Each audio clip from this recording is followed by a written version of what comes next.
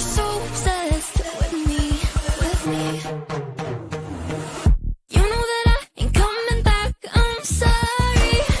Read my lips, you will come as a bitch, get ready for this.